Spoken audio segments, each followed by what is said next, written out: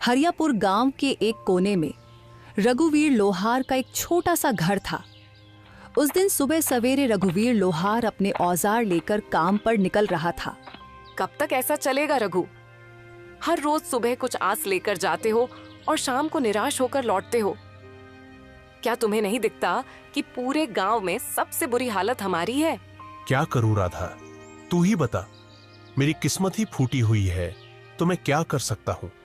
जब भी हालात सुधरने लगते हैं कुछ न कुछ ऐसा हो जाता है कि फिर से सब कुछ बिगड़ जाता है। अब देख, पहली बार जैसे तैसे कुछ जमा किया, तू बीमार पड़ गई, सब खर्च हो गया। फिर रतन के पैर में वो गहरी चोट, पूरा इलाज करवाने में फिर से सब कुछ खत्म हो गया। तभी 10 साल का रतन दौड़ता हुआ आया और उसकी मासूम आंखों में भूख थी, पर मन में कुछ कहने की हिम्मत भी। पिताजी, मेरे मन में कई दिनों से अच्छा खाना खाने की इच्छा हो रही है। हमारे घर में दूसरों की तरह पकवान क्यों नहीं बनते? रघुवीर की आंखें नम हो गईं। तू चिंता मत कर बेटा, हमारे दिन भी जरूर बदलेंगे। एक वक्त आएगा जब हम लोग दूसरों से भी अच्छे पकवान बनाएंगे। फिर तेरा जो दिल करेगा वही खाएंगे। लेकिन पिताजी, एक बात बोलूं? जब पड़ोस की ताई अम्मा के घर से पकवानों की खुशबू आती है ना, तो मैं तो खींचा चला जाता हूँ। एक दिन चला भी गया था, लेकिन उन्होंने मुझे देखते ही खाना छुपा लिया और कहा, यहाँ मत आ, भाग जा यहाँ से। तो मैं वापस आ गया। राधा की आंखों से आंसू बहने लगे। उसका दिल जैसे किसी ने मसल कर रख दिया हो। रघुवीर कुछ नहीं बोला, चुपचाप अपने औजार उठाए और लोहार की दुकान की ओर चल पड़ा। रघुवीर की लोहार की दुकान गांव के चौराहे पर थी। उस दिन जैसे ही उसने भट्टी सुलगाई और हथौड़ा उठाया, उसे लगा कि उसके बाजुओं में अब पहले जैसी ताकत नहीं रही। उसके हाथों की चोटें भी जैसे थक चुकी थीं। हे भगवान, और कितनी परीक्षाएं लोगे। आज एक भी ग्राहक नहीं आया और ऊपर से घर की हालत, रत्न की मासूम बातें, सब कुछ तोड़ कर रख देती है। तभी गांव का मुखिया दुकान पर आ पहुंचा। उसके चेहरे पर एक औपचारिक मुस्कान थी। हाँ रघुवीर, क्या हुआ? आज तुम्हारे हाथों में पहले जैसा जोर नहीं दिख रहा। क्या बात है? मन कुछ बोझिल लग रहा है, क्यों? हाँ मुखिया जी, अब आप तो सब जानते हैं, फिर भी पूछते हैं। मेरा परिवार बहुत बड़ी आर्थिक तंगी में है। मेहनत तो बहुत करता हूं, लेकिन हाथों में किस्मत नहीं है। मुखिया चुप रहा, लेकिन तभी बगल से बाली आ गया। गांव का वो आदमी जिसे दूसरों के दुख में भी मजा आता था। मुखिया जी, मैं तो कहता हूं कि इस रघुवीर को गांव से निकाल देना चाहिए। उसकी मनहूस छाया धीरे धीरे पूरे गांव में फैल रही है। कहते हैं कुछ लोग ऐसे होते हैं जिन पर काल की छाया होती है और जो पूरे गांव को बर्बाद कर सकते हैं। मुखिया पहले चौंका, फिर हंसने लगा। बाली भी हंसने लगा। अरे बाली, तू भी ना चल, छोड़ इसे, चल यहाँ से। दोनों रघुवीर की हालत पर हंसे और चले गए। रघुवीर वहीं बैठा रहा, आंखें आसमान की ओर उठाए। हे भगवान, क्या मैंने अपनी तकदीर खुद लिखी थी? क्या मैंने किसी का बुरा किया है? कभी चोरी, कभी बेईमानी, मैंने कुछ बुरा नहीं किया। फिर मेरे ऊपर यह दुख क्यों आया है? क्यों? मेरे सपनों के दिए बुझ गए, मेरी उम्मीदों के चिराग बुझ गए। धुंध में खो गया हूं, कहीं से रास्ता नजर नहीं आता। यह तन्हाई कब खत्म होगी? उसकी हथेली से हथौड़ा नीचे गिर गया। उसका हौसला उस दिन भट्टी से पहले ही बुझ गया था। मैं आज भी खाली हाथ जाऊंगा। राधा उम्मीद लगाए बैठी होगी। मेरा तो घर जाने का भी मन नहीं कर रहा। मैं क्या करूं? मेरा बेटा भूखा होगा। शाम को रघुवीर थका हारा अपने घर पहुंचा। उसका चेहरा उदास था। जैसे ही उसने घर में कदम रखा, राधा ने उसे देख लिया। अरे क्या हुआ रघु? आज तुम्हारा चेहरा इतना उदास क्यों है? अरे कुछ तो कहो। रघुवीर की आंखें भर आईं। उसने धीरे से राधा की ओर देखा। अब तो सारे गांव वाले भी मेरी बुरी किस्मत का मजाक उड़ाने लगे हैं राधा। और क्या कहूं, आज तो दुकान पर एक भी ग्राहक नहीं आया। हाँ, और ऊपर से मुखिया और बाली, वो दोनों मेरी किस्मत पर हंसते हुए चले गए। मैं तुम्हारे लिए खाने के लिए भी कुछ नहीं ला सका। राधा चुप हो गई। उसकी आंखें भर आईं। सुबह जब तुम दुकान जा रहे थे तब मैं भी तुम्हें बोल रही थी, इसमें गलती मेरी भी है। मैं भी कभी तुम्हारे दुख को पूरी तरह समझ नहीं पाई। फिक्र मत करो, भगवान सब ठीक करेगा। रघुवीर कुछ नहीं बोला। वह चुपचाप चारपाई पर लेट गया। उसके हाथ कांप रहे थे, लेकिन आवाज नहीं निकली। अगले दिन सुबह होते ही राधा ने रघु से कहा, रघु, खाने के लिए कोई चीज उधार ही ले आओ। हमारे गांव की दुकान हो सकता है तुम्हें कुछ सामान उधार दे दे। नहीं राधा, मैं कल भी गया था उसके पास। वह पहले अपना पिछला उधार मांग रहा है। अब मुझे उसकी दुकान पर जाते हुए शर्म आती है। मुझे नहीं लगता कि हमारे हालात कभी भी ठीक हो सकेंगे। ऐसा ही चलता रहा तो हमें यह गांव छोड़कर जाना पड़ेगा। गांव में 2-3 लोगों से पहले ही मैं उधार ले चुका हूं। अब मेरे अंदर इतनी हिम्मत नहीं कि किसी और से उधार मांग लूं। सबको पता है कि मैं उधार लेकर वापस नहीं करता। वापस करूं भी तो कहां से? हमारे पास इतने पैसे होते ही नहीं, जो आते हैं वो लग जाते हैं। हाँ रघु, यह तो है। भगवान पता नहीं किस बात की सजा दे रहा है हमें, लेकिन हमें उम्मीद रखनी चाहिए। हमारे भी दिन एक दिन जरूर बदल जाएंगे। यह बात तो मुझे तुमसे सुनते 10 साल हो गए हैं। आज तक ऐसा दिन नहीं आया। वह चुपचाप घर से निकल पड़ा और सीधा जंगल की ओर चल दिया। उसका दिल बहुत भारी था, आंखों में उदासी थी और कदम जैसे बेजान थे। दिमाग में बार बार एक ही ख्याल आ रहा था, क्या जिंदगी का यही अंत है? क्या मैं अपनी तकलीफों से हमेशा के लिए मुक्त हो जाऊं? रघुवीर आत्महत्या के विचारों में डूबा हुआ गांव की सीमा तक पहुंच चुका था। तभी सामने से मुखिया आता हुआ दिखाई दिया। अरे रघुवीर, आज दुकान नहीं खोली क्या? तुम तो सीधे जंगल की ओर निकल पड़े हो। क्या बात है? अब लोहार से लकड़हारा बनने का इरादा है क्या? रघु चुप रहा। वह पहले से ही उदास था। उसके पास मुखिया को जवाब देने के लिए कोई भी शब्द नहीं थे। चलो अच्छा है, लकड़हारे भी बुरे नहीं होते। कम से कम जंगल में कोई तुम्हारी किस्मत का मजाक तो नहीं उड़ाएगा ना। मुखिया हंसता रहा और चला गया। रघुवीर बिना कुछ बोले जंगल की गहराई की ओर बढ़ गया। रघुवीर अब थक चुका था। उसके पैर जवाब दे चुके थे। वह एक घने वृक्ष की छाया में बैठ गया और आसमान की ओर देखने लगा। मैं मर्द हूं ना, इसीलिए किसी के सामने रो नहीं सकता। अगर राधा और रतन मुझे रोते हुए देख लेते तो उनका मनोबल टूट जाता। इसीलिए मुझे जंगल आना पड़ा। भगवान, तू मेरी कितनी परीक्षा लेगा? रघु उदास होकर आसमान की तरफ देखते हुए बातें कर रहा था कि अचानक उसके कानों में किसी के चीखने की आवाज आई। कोई है तो मेरी मदद करो। वह उठा और इधर उधर देखने लगा। अचानक उसकी नजर एक साधु पर पड़ी जो जमीन पर गिरे हुए थे। रघुवीर तुरंत उनके पास गया। साधु महाराज, आपको क्या हुआ? आप ऐसे क्यों पड़े हैं? बेटा, मैं राज की ओर जा रहा था कि रास्ते में मेरे पैर में जोर की मोच आ गई। मैं गिर पड़ा और तभी से इस सुनसान जंगल में पड़ा हूं। ये जंगल इतना वीरान है कि यहां कोई आता ही नहीं। कई दिन हो गए, कोई इंसान नहीं दिखा। मुझे बहुत प्यास लगी है। मेरा गला सूख रहा है। अगर जल्दी पानी नहीं मिला तो शायद मैं बच न सकूं। रघुवीर घबरा गया और तुरंत इधर उधर देखने लगा, शायद कहीं से पानी या कोई मदद मिल जाए। परंतु यहां तो दूर दूर तक कोई तालाब दिखाई नहीं दे रहा है महाराज। बताइए साधु महाराज, अगर आपको पता हो कि पानी कहां मिल सकता है तो मैं अभी ले आता हूं। यहां से लगभग 2 मील दूर एक तालाब है। तुम मेरे लिए वहां से पानी ले आओ बेटा। इतना कहकर साधु ने अपना कमंडल रघुवीर के हवाले कर दिया। थका हुआ रघुवीर बिना देर किए उस दिशा में चल पड़ा जहां उसे अपनी आखिरी उम्मीद नजर आ रही थी। जंगल की खामोशी के बीच वह अपनी थकी हुई टांगों के बावजूद तालाब तक पहुंच गया। जब उसने कमंडल पानी में डाला, अचानक तालाब से धुआं उठने लगा। धुआं धीरे धीरे एक भयानक औरत की शक्ल लेने लगा। यह दृश्य देखकर रघुवीर के दिल में डर और हैरानी की लहर दौड़ गई। तेरी हिम्मत कैसे हुई उस तालाब का पानी लेने की? क्या तुझे नहीं पता कि उस तालाब से कोई जल नहीं ले सकता? देखो, मुझे सच में नहीं पता था कि ये तालाब तुम्हारा है।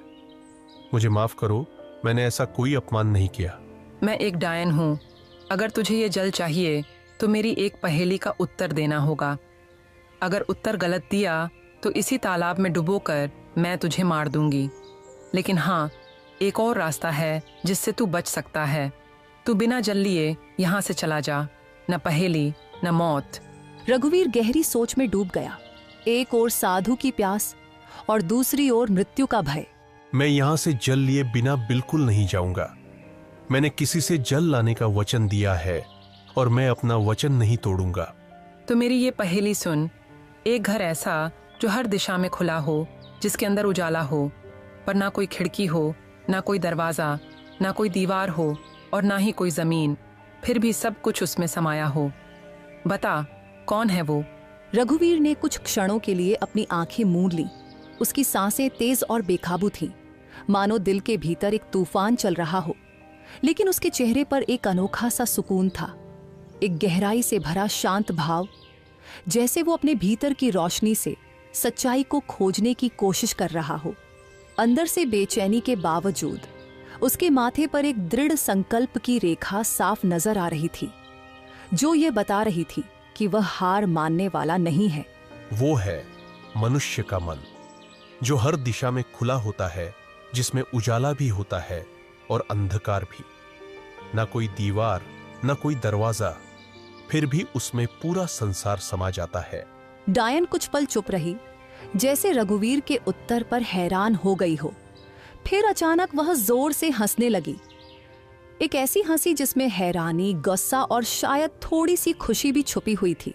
तू पहला योगी है जिसने मेरी पहेली का सही उत्तर दिया है। जा, जितना जल चाहिए ले जा। आज तुझसे मिलकर मुझे प्रसन्नता हुई।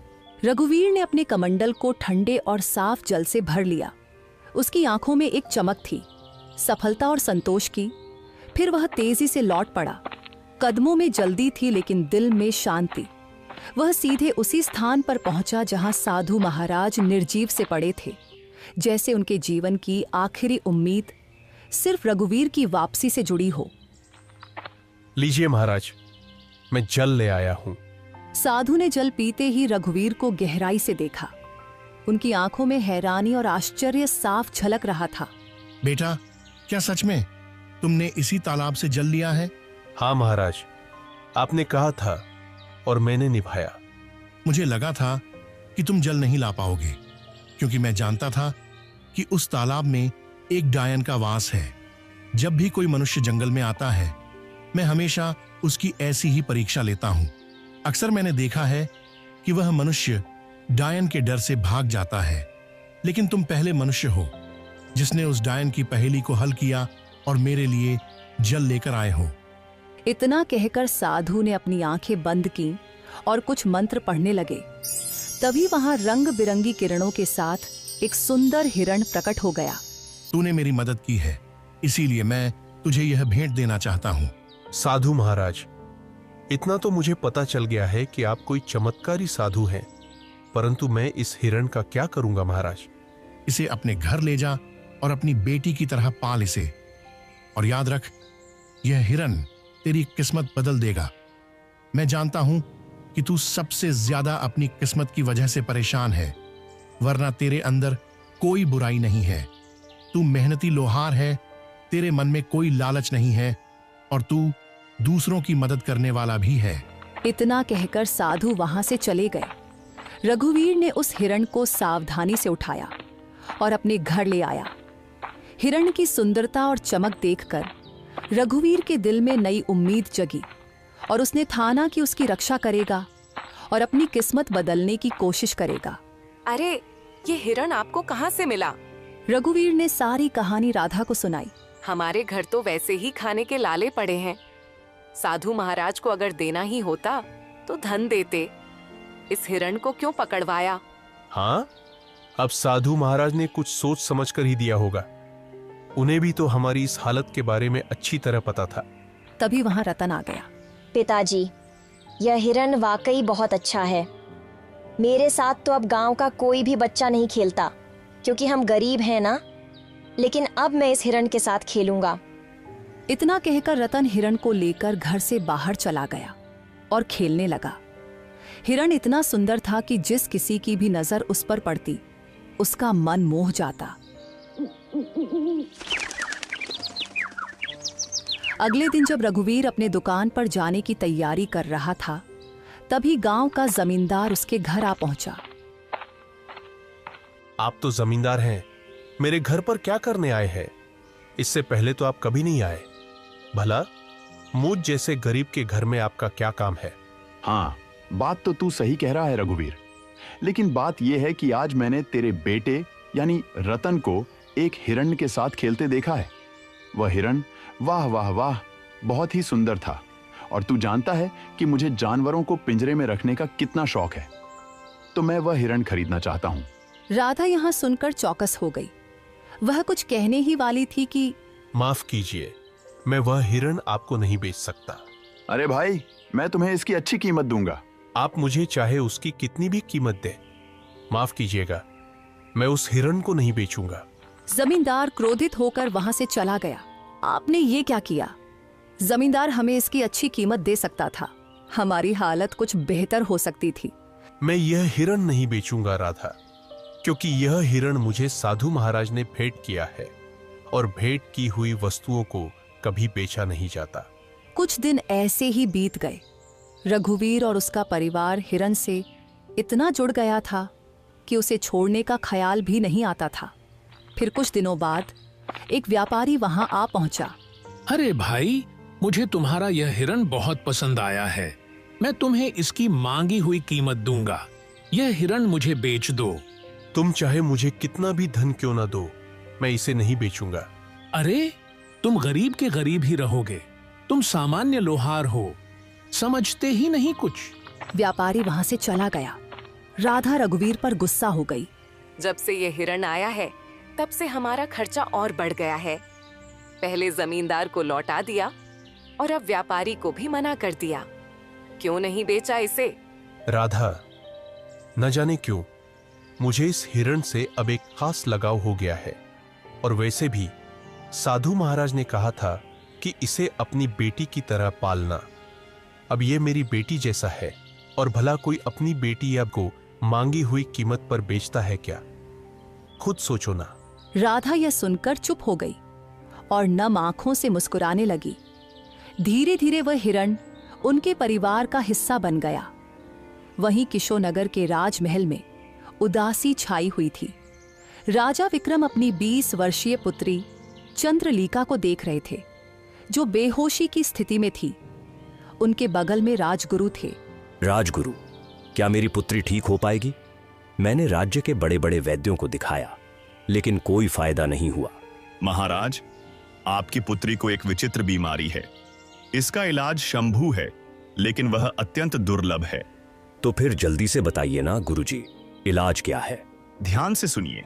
एक मायावी हिरण का आंसू और एक गरीब मनुष्य का आंसू, जब ये दोनों एक साथ मिलेंगे तो वे एक दिव्य पुष्प में बदल जाएंगे। उस पुष्प को राजकुमारी के शरीर पर स्पर्श कराना होगा, तभी वे स्वस्थ हो पाएंगी। तो फिर बताइए, वह मायावी हिरण कहाँ मिलेगा? मैं उसे किसी भी कीमत पर ढूंढ लाऊंगा। और गरीब की बात तो कीजिए ही मत, हमारे राज्य में गरीबों की कोई कमी नहीं है। आपने पूरी बात सुनी नहीं महाराज। अगर किसी गरीब को जबरदस्ती रुलाया गया तो वह आंसू व्यर्थ होगा। दोनों को अपने आप दिल से रोना होगा, तभी वह पुष्प प्रकट होगा। तो फिर क्या? तुम्हें पता है राजगुरु की वह हिरण इस समय किसके पास है? हाँ महाराज, मैंने साधना के दौरान यह देखा है। वह मायावी हिरण हरियापुर गांव के एक लोहार के पास है। राजा विक्रम अपने मंत्री जगन्नाथ और 2 सिपाहियों के साथ हरियापुर की ओर रवाना हुए। कुछ ही देर में वे हरियापुर पहुंचे। वहां गांव का मुखिया दौड़ता हुआ आया। हमारे तो भाग्य ही खुल गए, राजा विक्रम पधारे हैं। मुझे तुम्हारी बातें सुनने में कोई दिलचस्पी नहीं है। बस इतना बताओ, क्या इस गांव में कोई लोहार रहता है जिसके पास एक हिरण है? हाँ महाराज, रघुवीर लोहार है। पूरे गांव को पता है कि उसके पास एक हिरण है, और वह हिरण किसी को देता भी नहीं है, क्योंकि वह अत्यंत सुंदर है। मुखिया राजा विक्रम को लेकर रघुवीर के घर की ओर चल पड़ा। मंत्री, 2 सिपाही और स्वयं राजा को देखकर रघुवीर चौंक गया। क्यों? क्या तुम्हारे पास कोई हिरण है? और क्या वह मायावी भी है? प्रणाम महाराज। प्रणाम। हाँ महाराज, मेरे पास एक हिरण है, लेकिन मुझे नहीं पता कि वह मायावी है या साधारण। मेरे लिए तो वह मेरे बेटे जैसा है। वह हिरण तुम्हें कहां से मिला? एक साधु महाराज ने मुझे यह हिरण भेंट किया था महाराज। समझ गया। उस साधु ने तुम्हें एक मायावी हिरण दिया है। चलो, मैं उसे खरीदना चाहता हूं। क्षमा कीजिए महाराज, मैं इसे बेचना नहीं चाहता और बेच भी नहीं सकता। महाराज, यह इतना ही मूर्ख है कि जमींदार ने भी इसे खरीदने की कोशिश की, मगर उसने नहीं बेचा। हमारे गांव का सबसे बड़ा व्यापारी महंगी कीमत देने आया, लेकिन फिर भी वह नहीं बिका, और अब उसने आपको भी मना कर दिया है। उसकी हिम्मत तो देखिए। देखो लोहार, मुझे उस हिरण की बहुत जरूरत है। मैं तुम्हें उसकी महंगी कीमत दूंगा, समझ रहे हो ना? महाराज, मैं नहीं दूंगा, क्षमा कीजिए। मैं तुम्हें आधा राज सूप दूंगा, बस मुझे वह हिरण दे दो। नहीं महाराज, अगर आप मुझे पूरा राज भी दे दे तब भी मैं उसे आपको नहीं दूंगा, क्षमा करें। सिपाहियों, इस लोहार को बंदी बना दो और उस हिरण को पकड़कर महल में ले आओ। चलो। सिपाहियों ने रघुवीर और हिरण दोनों को पकड़कर महाराज के सामने पेश किया। कैसा लग रहा है अब मूर्ख? मैं तुम्हें आधा राज्य देने को तैयार था और तुमने इनकार कर दिया। अब मैं तुम्हें उस हिरण को बिल्कुल नहीं दूंगा। आखिरी बार देख ले इसे, मूर्ख कहीं के। महाराज, मैं जानता हूं कि आप जो निर्णय लेते हैं उस पर अडिग रहते हैं।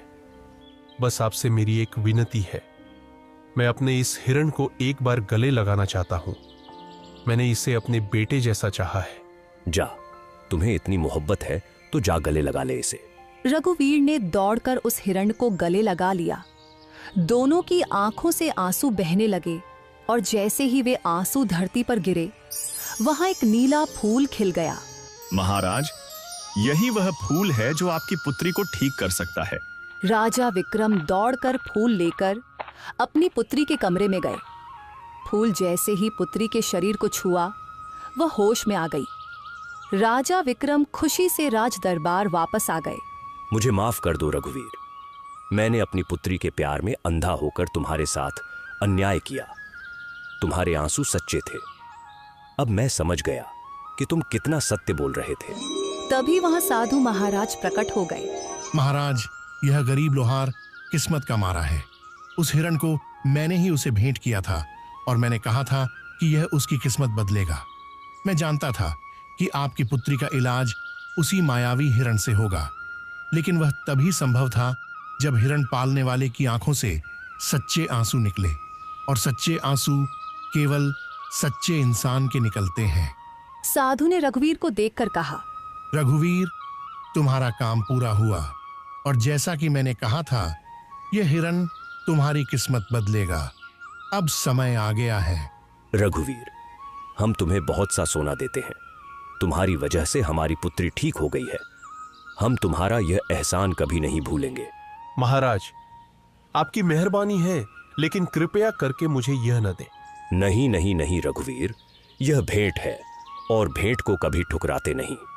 आज से तुम मेरे राजमहल में मेरे सलाहकार बनकर रहोगे और मेरे खजाने की रिक्शा का काम तुम्हारे कंधों पर होगा। तुम सच्चे इंसान हो, और हां, जिस गांव में तुम रहते हो, आज से तुम उस गांव के जमींदार हो। वह पूरा गांव अब तुम्हारा होगा। रघुवीर पूरी दौलत लेकर अपने घर वापसी की राह पर निकला, जो उसकी मेहनत, ईमानदारी और सच्चाई का अनमोल इनाम था। इस तरह एक सामान्य लोहार अपनी मेहनत और प्यार की वजह से अपनी किस्मत बदलने में कामयाब हो गया। उसका जीवन अब पहले से कहीं ज्यादा खुशहाल और सफल था, और वह अपने गांव के लिए एक मिसाल बन गया।